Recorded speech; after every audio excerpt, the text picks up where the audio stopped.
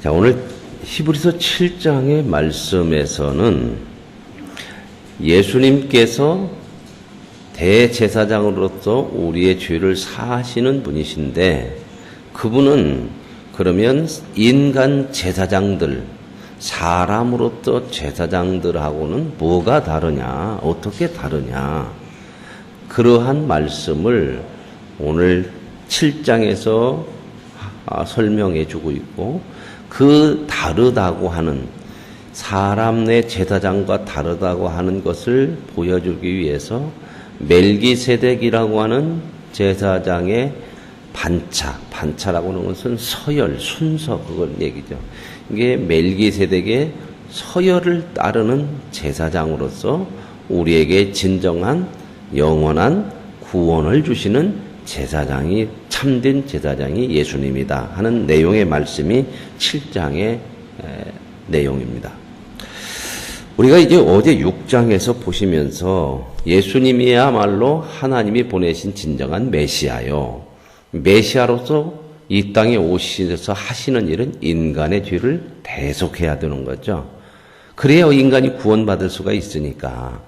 그래서 예수님께서는 인간의 죄를 대속하시는 직분으로서, 제사장 직분으로서 이 땅에 오셔서 우리의 죄를 대속해 주시는 분이시다. 그런데 그 예수님은 사람의 몸을 입고 이 땅에 오셨지만 사람과 같은 그러한 수준의 제사장이 아니라 멜기세덱이라고 하는 그 서열을 따라서 오신 새로운 인간의 제사장이 아닌 하나님의 제사장이라 하는 것이 20절에, 6장 20절 끝절에 나와 있었습니다. 그래서 6장 20절에 이렇게 나오죠. 그리로 앞서 가진 예수께서 멜기세덱의 반차를 따라 영원히 대제사장이 되어 우리를 위하여 들어가셨느니라. 어디를 들어갔냐면 하나님께로 들어갔다. 지성소로 들어갔다. 하나님이 계신 곳으로 예수님께 들어가. 지성소라고 하는 것은 제사장이 백성들의 죄를 사하기 위해서 하나님이 계신 곳으로 가서 하나님 앞에 백성들의 죄를 사함받는 곳이죠.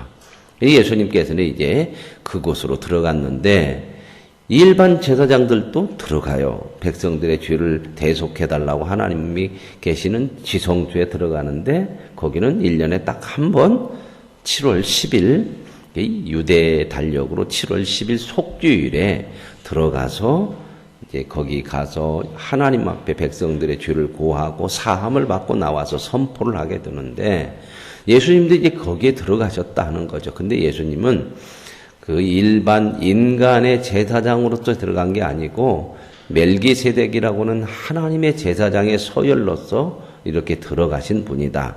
그런 내용이 이제 어제 6장 20절로서 끝이 났고, 7장에 이어가면 그 멜기세덱의 서열을 잇는 예수 그리스도가 과연 어떤 분이시냐 하는 것을 자세히 설명하고 있는 것이 7장의 내용입니다. 여기서 중요한 것은 멜기세덱이 어떤 사람이냐, 어떤 그 존재냐 하는 것보다 더 중요한 것은 예수 그리스도입니다. 그래서 이제 멜기세덱을 이야기하는 것은 예수님을 말하기 위해서 멜기세덱이라는 그러한 제사장을 여기다가 끌어서 이야기하고 있는 거죠. 자, 그러면 이 멜기세덱이 누구냐 하는 것을 보셔야 이 멜기세덱의 서열을 따르는 예수님이 어떤 분이신가, 어떤 제사장인가를 알 수가 있겠죠. 자, 그러면 7장 1절부터 보시면 이 멜기세덱은 살렘 왕이요 지극히 높으신 하나님의 제사장이라. 하나님이 세우신 하나님의 제사장인데, 여러 왕을 쳐서 죽이고 돌아오는 아브라함을 만나 복을 빌었다. 이 사건은 창세기 14장에 나옵니다. 어제 잠깐 말씀드린 것처럼 아브라함의 조카 롯이 소돔과 고모라 땅에서 살고 있었죠. 그런데 그 땅에 전쟁이 일어나서 소돔과 고모라가 전쟁에 패하게 됩니다. 그래서 이제 그 전쟁에 패하고 소돔과 고모라에 있는 많은 사람들을 포로로 끌어가고 재물을 약탈해 가서 이제 이 와중에 조카 롯도 잡혀가게 된 거죠. 그때 이제 아브라함이 이 소식을 알고 자기 가족에 있는 그런 사람들을 모아서 데리고 가서 기습 공격을 해가지고 자기 조카 롯을 찾아오고 많은 재물을 다시 찾아가지고 돌아오게 되죠. 돌아오게 되다가 이제 이 멜기세덱이라고는 창세기에 처음 나와요. 이제 이 멜기세덱이라고는 이 제사장을 만나서 이 제사장 앞에 아브라함이 10의 1조를 드려요. 창세기에서 처음으로 11조를 드렸다는 얘기가 이 성경의 이 사건이거든요. 10의 1조를 드렸다고는 건 뭐예요? 아브라함이 그 10분의 1을 드릴 수 있다는 것은 그분이 더 높으시다는 거 아닙니까? 그분 앞에 10의 1조를 드렸어요. 그랬더니 이제 멜기세덱이 아브라함에게 축복을 했더라. 이제 그 사건이거든요. 그래서 아브라함이 모든 것의 10분의 1을 그에게 나누어 주니라. 그 이름을 해석하면 멜기세덱의 이름을 해석하면 뭐냐면 의의 왕이고 그 다음은 살렘이라는 것은 평화를 얘기하는 평화. 샬롬 그 말 있잖아요. 샬롬. 예루살렘 그 말은 살렘이라는 게 바로 평화의 성 그 말이거든요. 그래서 예루살렘 살렘 왕이니 곧 평강의 왕이요. 어떻게 알았냐? 뒤에 나오니까 알죠. 곧 이렇게 해놨니. 이 말은 그 말이다 그 말이에요. 아버지도 없고 어머니도 없고 족보도 없고 시작한 날도 없고 생명의 끝도 없어? 그러면 뭐예요 이게? 아버지도 없고 족보도 없고 생명의 끝도 없고 시작도 없고 누구 얘기하는 것 같아요? 하나님 얘기하는 거지. 하나님밖에는 이런 게 없으시잖아요. 그죠? 그게 이제 하나님이시라 이렇게 보시면 그렇게 틀리지 않겠습니다. 그 하나님으로부터 나오신 분이 바로 누구다? 그 멜기세덱의 서열을 쫓아서 오신 분이 그게 바로 누구다? 예수님인데 바로 예수님은 하나님으로부터 오신 하나님이 보내신 제사장이다. 이렇게 보시는 거죠. 생명의 끝도 없이 하나님의 아들과 닮아서 여기서 얘기하잖아요. 하나님의 아들이 누구예요? 예수님과 닮은 분은 누구예요? 여기서는 멜기세덱인데 그 멜기세덱이 예수님과 닮은 분은 누굴까?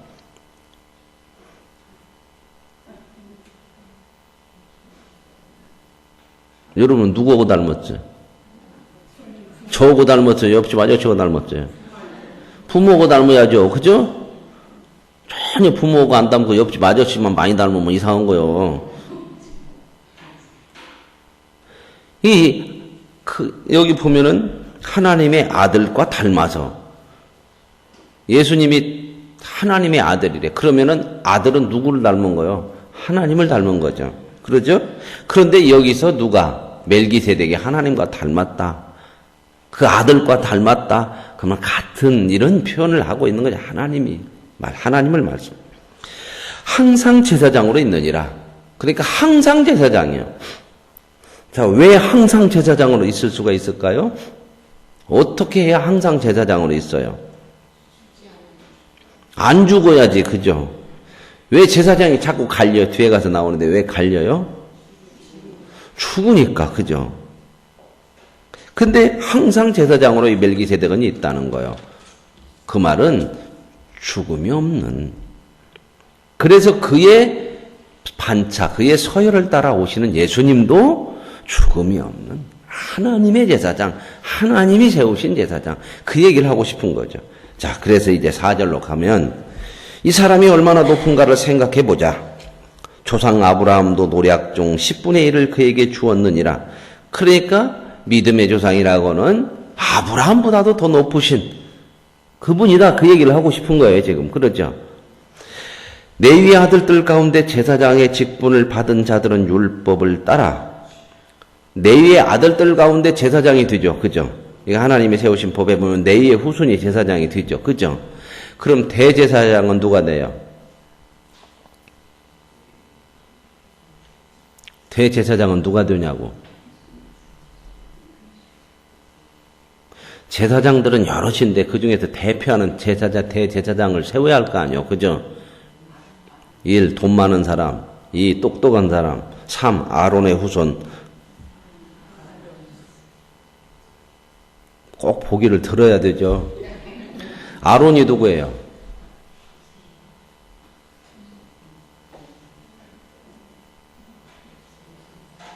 강아지 이름이요? 아롱다롱이?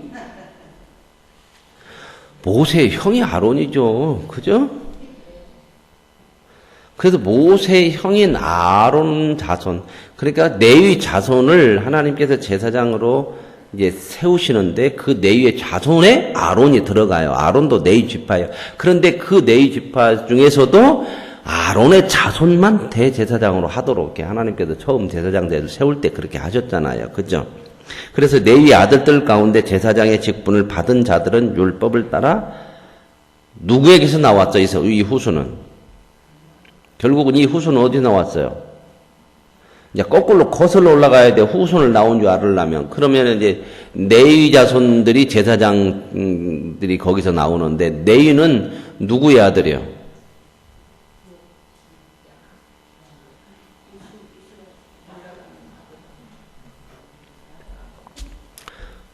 몰라요? 하여튼 몰라도 있을 건 아니에요. 누구 아버지는 있을 거 아니에요. 그죠? 없이 태어날 수는 없은 게. 이스라엘 백성들이 그 나라를 이루는 12지파가 누구의 아들이요? 야곱이요, 야곱. 그죠? 이 야곱의 아들 중에 하나가 레위요, 레위. 그러니까 그 레위, 그러면은 레위의 아버지 그 위의 조상은 누구요? 야곱이죠. 막 건너 많이 뛰지 말고 건너 뛰더라도 아버지 그다음에 할아버지 정접 올라가야지. 갑자기 막 폴딱 뛰어버리면은 그 중간에 어디로 간 거요? 야곱이죠. 야곱의 아버지는 누구요? 이삭이죠. 그죠? 이삭의 아버지는 누구요? 아브라함이죠. 그러면 결국 레위라고 하는 사람도 누구의 후손이요? 아브라함의 후손이다 그 말입니다. 그랬죠. 그러면 레위 자손들이 제사장이 돼요. 그러죠. 그 중에 이제 아론도 대제사장이 될 수 있는데, 이 제사장이라 할지라도 육신으로 말하자면은 아브라함의 후손이야. 그죠?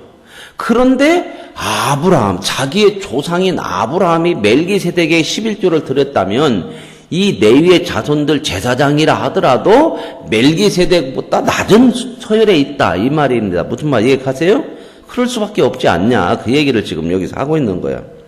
그래서 난 자라도, 그런데 아브라함에서 허리에서 난 레위 자손들은 제사장인데도 하나님께서 뭐라고 하면 자기 형제들에게서 11조를 받아서 생활하게 돼 있어요.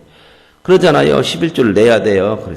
그래서 어떤 교단은 11조를 목사님 앞에 다 드리는 교단이 있어.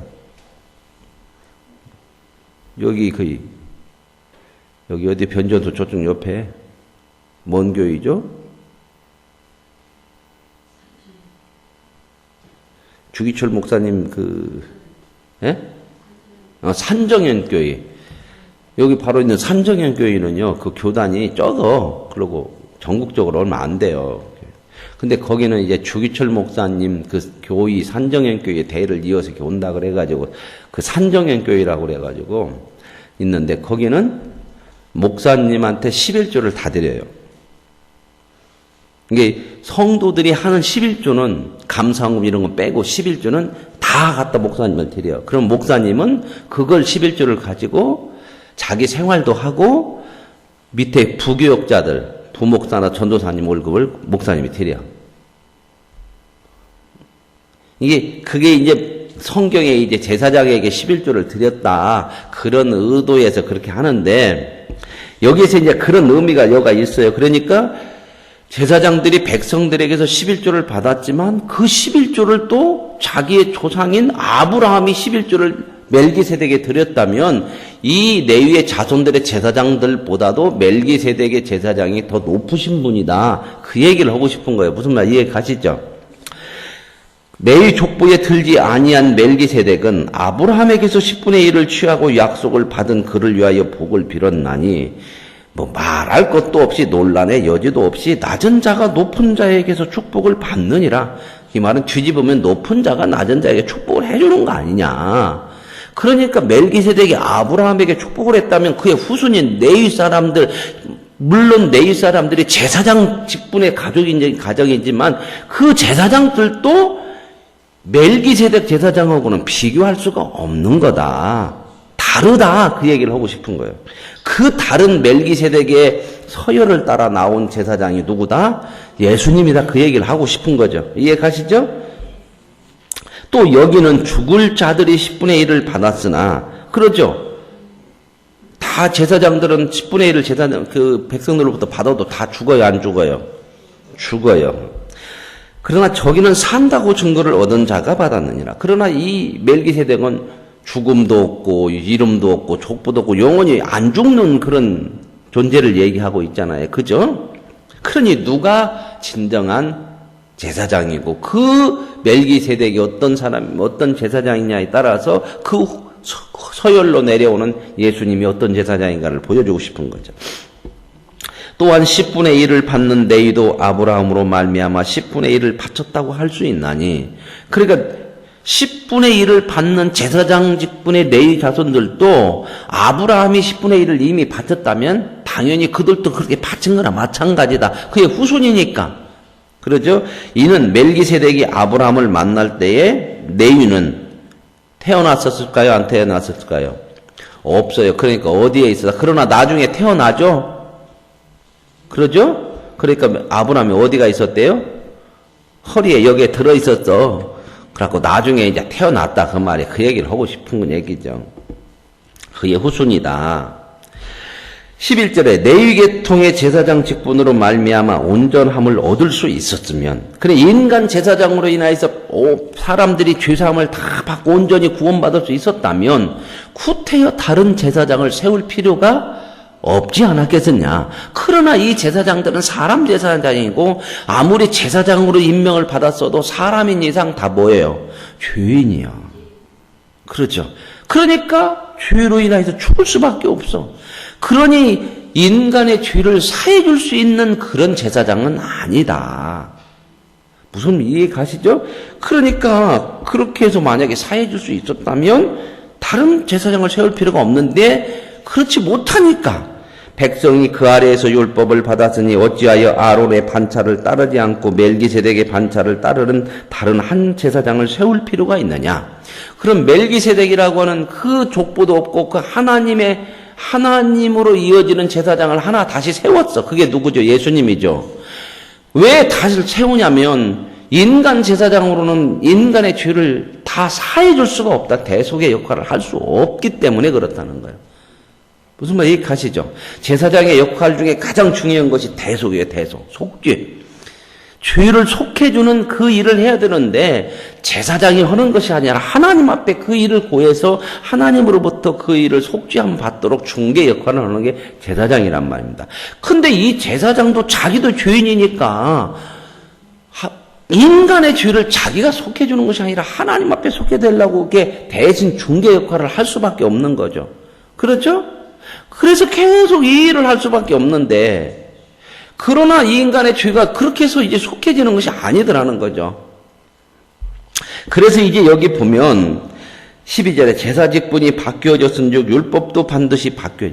그러니까 이 제사 직분을 가지고는 구원을 이룰 수 있다 없다? 없다는 거예요. 그러죠? 그래서 이제 이 제사 직분을 하나님이 바꾸셔. 이것은 한 사람도 제단 일을 받들지 않는 다른 지파에 속한 자를 가리켜 말한 것이라. 이 말은 보세요. 그러면 제사장, 인간 제사장은 어떤 지파로 나와야 돼요? 레위 지파를 통해서 나와야 되죠. 그렇죠? 그래야 제사장 일을 할 수 있어. 그런데 갑자기 다른 제사장을 하나, 예수님이라고 하는 분을 제사장으로 하나님이 보내셔서 인간의 죄를 속해주려고 보냈는데 이분은 레위 자손이 겨요 아니에요? 그럼 어디 자손이야? 이게 하나님의 자손은 자손인데, 하나님의 자손인데, 예수님도 인간의 몸을 입고 왔기 때문에 누구의 그 지파에서 태어나야 하잖아요. 그죠? 여기서 보면 나왔잖아요. 14절에. 우리는 주께서는 유다 지파로 나신 것이 분명하도다. 예수님이 어떤 지파냐면 다윗이 무슨 지파일까요? 유다 지파요. 성경의 구약에도 다윗의 지파에서 한 싹이 나서 그 인간을 구원할 메시아가 올 것을 말씀했는데 그 다윗의 지파에서 내려오고서 그 육신의 지파로서는 예수님이 유다 지파에 속한 사람이에요. 무슨 말 이해 가세요? 근데 유다 지파는 한 사람도 제사장을 한 적이 있다 없다? 없어. 할 수가 없어. 어떤 지파만 하니까. 네 지파만 하니까. 그런데 유다 지파에서 나온 예수님이 제사장이 된다는 거예요. 그러니까 하나님은 율법을 따르는 그런 방법으로, 지금까지 있던 율법의 방법이 아니고 다른 법으로, 율법은 뭐냐면 인간이 죄인이라고 하는 것을 보여주는 거예요. 그렇죠. 근데 죄인인데 율법에 따라서 죽을 수밖에 없는데 살아날 수 있는 방법은 없는 거예요. 그렇죠. 그래서 하나님께서 이제는 이 방법으로는 안 되는 거예요. 그걸 인간들에게 알게 해주려고 다른 방법이 뭐예요? 은혜로 구원해 주는 방법밖에 없어요. 인간이 할 수 없으니까. 그래서 은혜로 구원해 주려면은, 인간을 죄로부터 대속해 주려면은 다른 어떤 대속을 할 제사장이 있어야 되는데, 네 자손의 제사장으로서 이어지는 사람으로 하면 이건 죄인이기 때문에 방법이 안 돼. 그래서 한 번도 제사장을 하지 않은 다른 지파에서 다른 분을 가지고 새로운 법을 만드는 게 뭐냐면 은혜의 법이요. 그래서 이제는 예수님이 제사장으로 오셔서 하나님 앞에 인간 제사장처럼 하나님 백성들의 죄를 용서해 중개 역할을 하는 것이 아니라, 이제 뒤에 가서 보면 예수님은 제사장으로서 제사를 어떻게 드려요? 한 번에 드리는데 뭘로 드려? 누구 몸으로? 자기 몸을 제물을 삼아가지고, 짐승이 아닌 제물을 삼아서 대속을 하시죠. 인간의 죄를 대신해서. 그러니까 죽으셨죠, 예수님이. 그죠? 그러면 일반 제사장들도 자기 몸을 들여서 제사를 드릴 수 있어요, 없어요? 있죠, 있기야. 그러죠? 자기 몸을 들여서 내가 내 몸을 제물로 드려야겠습니다. 내가 백성들을 위해서. 그렇게 할 수 있죠. 죽으면 되잖아. 안 죽으려고 하니까 그러지. 없다고 하는 건 뭐야? 죽어도 안 죽으려고 하지. 우리는 하여튼 어찌됐든 십자가를 져도 나는 살아야 돼. 죽을 자리 가면 십자가는 네가 지고 나는 뒤를 따라갈 테니까. 우리는 죽는 건 안 죽으려고 하잖아. 어디, 그죠? 이게 인간 제사장도 자기 몸으로 제물을 삼아서 할 수는 있는데, 안 죽잖아, 자기 몸. 그리고 또 해봐야 의미가 없는 게 뭐냐면, 자기 몸도 뭐야? 죄인이요. 그러죠? 그러니까 이게 안 되는데, 이제 하나님께서 예수님이라고 하는 새로운 제사장을 보내가지고, 그분은 죄인이 아니잖아요. 그러죠? 멜기세덱의 반차 서열을 따르게 인간의 몸을 입었지만 인간처럼 죄가 있는 것이 아니에요. 하나님이죠. 하나님의 아들이죠. 새로운 족보죠. 그렇죠? 그 제사장으로서 보내셔서 예수님이 이제 뭘 갖다가 드리는 것이 아니고 자기가 제물이 돼서 죽어. 이 죽는다고 하는 건 뭐냐면 예수님이 이제 쭉 족보가 보면, 여러분 성경에 나오는 족보가 마태복음에 나오든 누가복음에 나오든 뭐 창세기에 나오든 쭉 족보를 보면 아담부터 시작해가지고 쭉 누구까지 가요? 예수까지 가요. 예수까지. 이게 인간의, 근데 예수가 죽어버려. 십자가에서. 그죠? 예수님이 죽어. 그렇다고 하는 것은 뭐예요? 인간의 족보가 끝났다는 거예요. 이 대를 이어오다가 딱 그 사람이 죽었어. 마지막 외아들이요. 이 하나밖에 없어. 이제 이 자식이. 그런데 이 자식이 죽으면 그 다음에 그 가문은 자손이 끊어져, 안 끊어져요? 끊어져요. 그러니까 예수님께서는 인간의 족보를 쭉 이어서 인간의 몸으로 왔으니까 인간의 족보를 아담으로부터 쭉 와. 아담은 뭐예요? 죄인의 족보예요. 그러죠? 그러니까 여러분들이 억울할 것이 없는 게 뭐냐면 이런 생각이 들어요. 아담이 죄져서 죄인인데 왜 우리는 그런 죄를 안 졌는데 죄인이냐? 신분적인 법적인 의미로서 죄인을 얘기하는 거예요. 보세요. 내가 우리 아버지 밑에서 태어나면 김씨를 하고 싶지 않아. 나는 남씨가 좋아. 성은 남씨가 참 좋거든요. 그러니까 난 남씨를 하고 싶어. 그렇게 하더라도 남씨가 될 수 있어, 없어? 억울하든 어쩌든 할 수가 없어. 바꿀 수가 없어. 동사무소 가서 바꾼다 해서 안 바꿔줘. 그죠? 여기다가 남씨라고 써고 다녀도 안 돼. 법적으로 안 돼. 그냥 자동으로 그게 될 수밖에 없어요. 우리가 아담의 후손이기 때문에, 아담이 죄인이기 때문에 그 죄인이라고는 가문에서 태어나면 다 죄인이라고는 신분이 되는 거예요, 신분. 그래서 모든 인간이 죄 아래에 있는 거예요. 그런데 이 예수님께서는 그 죄인의 신분, 이 가문을 끝내버리려면 어떻게 해야? 죽어버려야 돼. 더 이상 가문이 이어지지 않도록 끝사람이 죽어야 돼. 그죠? 근데 예수님이 사람의 몸을 입고 와서 아담의 후손으로 사람이 됐어.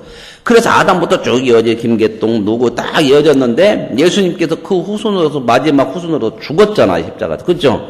그러면 이제 아담의 후손, 육신의 후손은 있어 없어요? 없어요. 그러고 나서 이제 죽었으면 아무것도 없잖아요. 그러죠?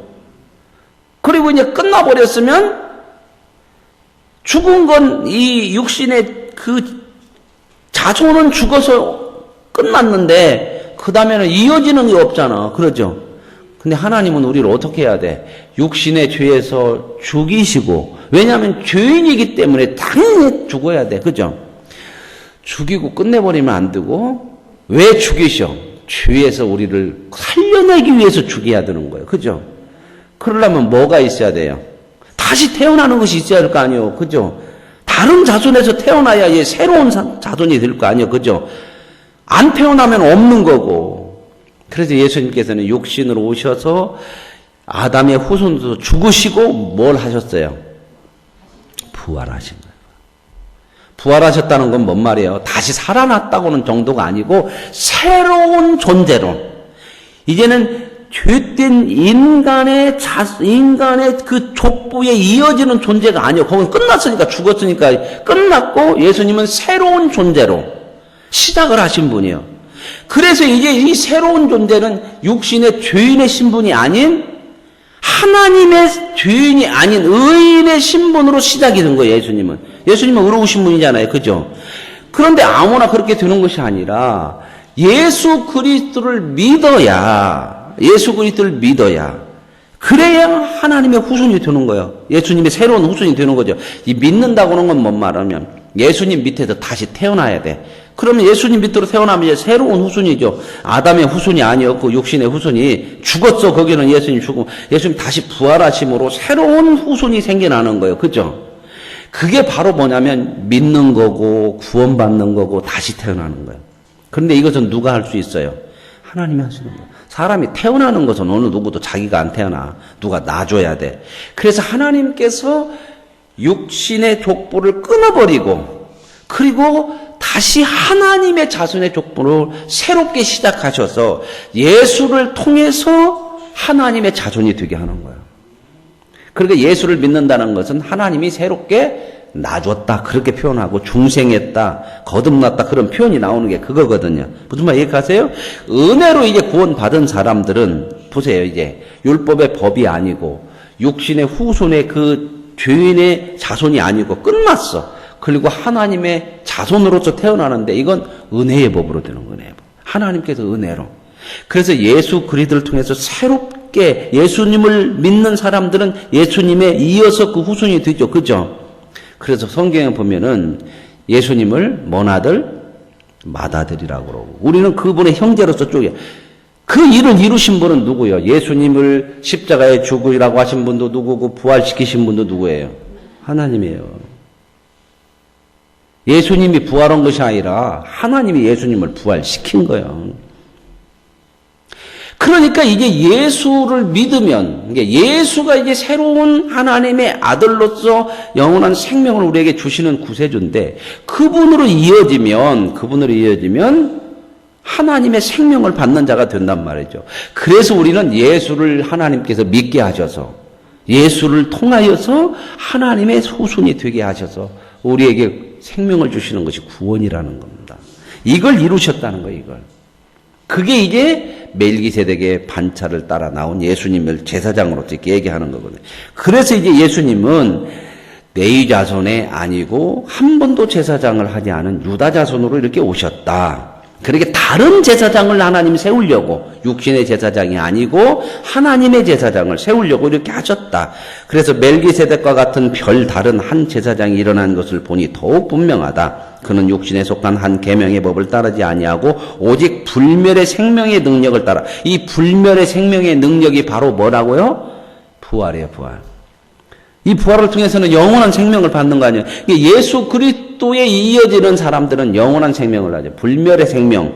이게 뭐죠? 부활이죠. 부활은 죽은 자가 살아난 정도가 아니고 영원한 생명을 가지는 거예요. 그것도 온전한 몸으로. 그죠? 죄인으로 영원히 살면 뭐요? 큰일 나지. 온전한 몸으로 영원한 생명을 가지고 하나님의 자손으로 영원히 사는 것이 이게 부활이죠. 예수님은 이렇게 부활을 통하여서 우리에게 이런 생명을 주시는 보다. 그러므로 이분이야말로 진정한 제사장이다. 그러면서 21절에 그들은 맹세 없이 제사장이 되었으되, 그들은 누구냐면 내의 후손들은, 인간 제사장들은 하나님께서 이렇게 법적으로 만들어놔서 그렇게 제사장이 되었어. 뭐 맹세를 하거나 그런 것이 아니요. 그런데 예수님은 하나님의 맹세로 되셨어. 이 말은 뭐 앞에서 나왔어. 6장에서 이중 보증이라는 말씀을 드렸죠.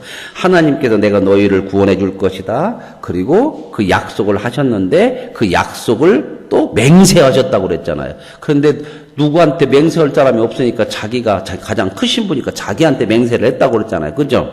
그 구원을 이루신 분이 바로 누구예요? 예수님이죠. 그래서 예수님은 하나님이 약속하시고 그 약속의 보증으로 맹세까지 하신 그분이야. 그 메시아다 그 말입니다. 그래서 예수님은 맹세로 되신 것이다. 그 얘기예요. 무슨 말 이해하시죠? 이와 같이 예수는 더 좋은 언약의 보증, 더 좋은 언약의 보증, 하나님의 맹세하고 약속하신 게 뭐죠? 구원을 은혜로 하나님 예수를 통해서 주시겠다고 하는, 율법으로는 방법이 없으니까. 그래서 제사장 된 그들의 수요가 많은 것은, 인간 제사장들은 제사장이 많어. 근데 왜 이렇게 많냐? 죽어버리니까. 죽으면 또 딴 사람이 해야 되잖아요. 그러니까 온전하지 못했다. 그런데 예수님은 이제는 죽으셔서 우리의 뒤를 대속하고 다시 살아나셔서는 죽으시 안 죽으셔죠.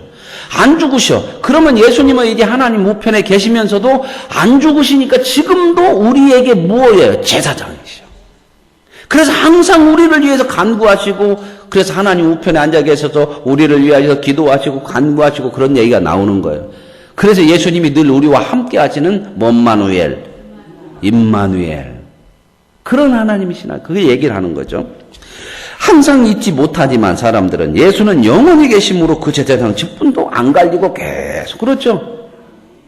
만약에 제사장 직분이 갈려가지고 우리가 정권 바뀌면 그러잖아. 그죠? 그 밑에 있는 사람이 하다가 정권 바뀌면 낙동강 오리알이야. 그죠? 우리가 예수님으로 구원받아 가는데, 하나님 앞에 갔는데 제사장이 갑순이하고 바뀌었네. 그러면 너 누구를 통해서 구원받았어? 나 예수님이요. 없어. 그분 갔어. 그러면 어떻게 해요? 근데 예수님은 안 바뀌신단 말이에요. 영원한.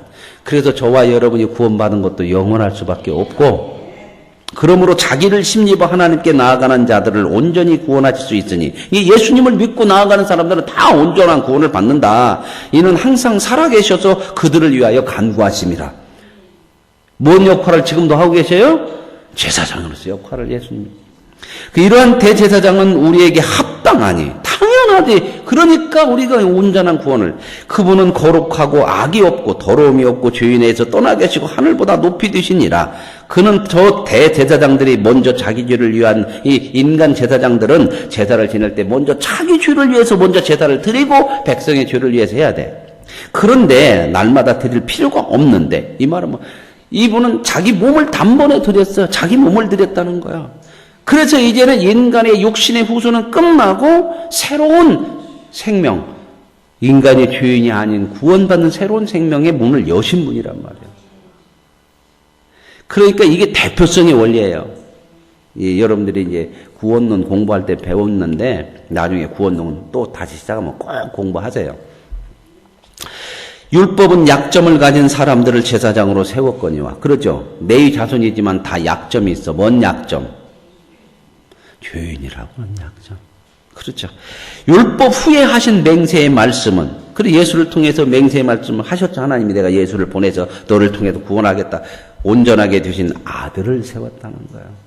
그러니까 예수님은 누구다? 하나님이 보내신 우리의 진정한 영원한 구원을 주시는 제사장이면서, 그분은 누구다? 하나님이시면서, 그분은 누구다? 아들이다. 누구의 아들? 하나님의 아들. 그러니 예수를 믿고 사는 이 믿음으로 예수를 통해 구원받는 것은 확고하다. 세상 어떤 것이 와도, 어떤 시련이 오고 어떤 혼란이 와도, 누가 우리를 미혹하든 어떠한 우리 인생의 일이 일어나도 예수 그리스도를 통해서 구원받은 우리의 구원은 흔들림이 없는 거다. 여기에만 머무르면 안 돼. 이 얘기를 하는 이유는 뭐냐? 그러므로 이제 우리가 구원받은 자로서 살아야 될 삶이 뭐냐?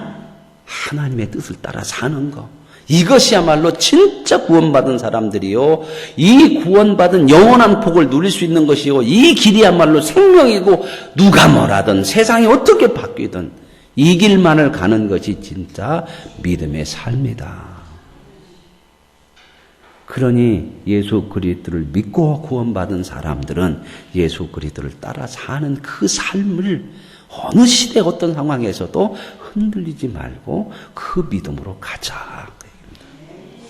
하나님 아버지, 우리의 믿음을 하나님께서 구원의 은혜로 허락해 주셔서 이제는 죄인의 육신의 족보에 들지 않는 하나님의 자녀로 영원한 생명을 받고 살게 하시니 감사합니다. 이제 우리에게 그 생명의 삶을 사는 복을 주시려고